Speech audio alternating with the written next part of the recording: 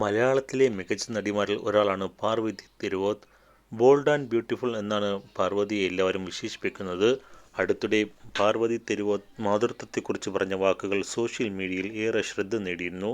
എൻ്റെ മകളുടെ പേര് ഞാൻ ശരീരത്തിൽ ടാറ്റു ചെയ്തിട്ടുണ്ട്. 7 വയസ്സായ സമയത്ത് ഞാൻ തീരുമാനിച്ചു എൻ്റെ മകളുടെ പേര് എന്താണെന്ന്.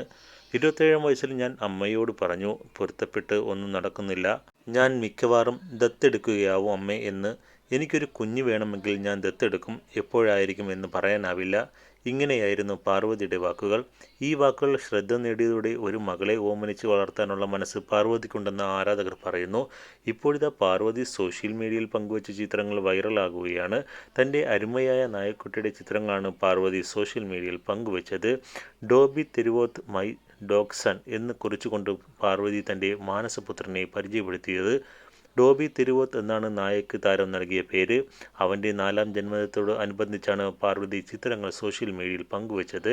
നായക്കുട്ടി ഗർഭത്തിൽ എങ്ങനെയുണ്ടാകുമെന്ന് ദത്തെടുക്കാൻ സ്കാനിംഗ് ചിത്രത്തിൽ ഡോബിയുടെ ഫോട്ടോ എഡിറ്റ് ചെയ്തതും കാണാം. തൻ്റെ ഹൃദയത്തിൻ്റെ സൂക്ഷിപ്പുകാരൻ എന്നാണ് പാർവതി ഈ നായക്കുട്ടിയെ വിളിക്കുന്നത്.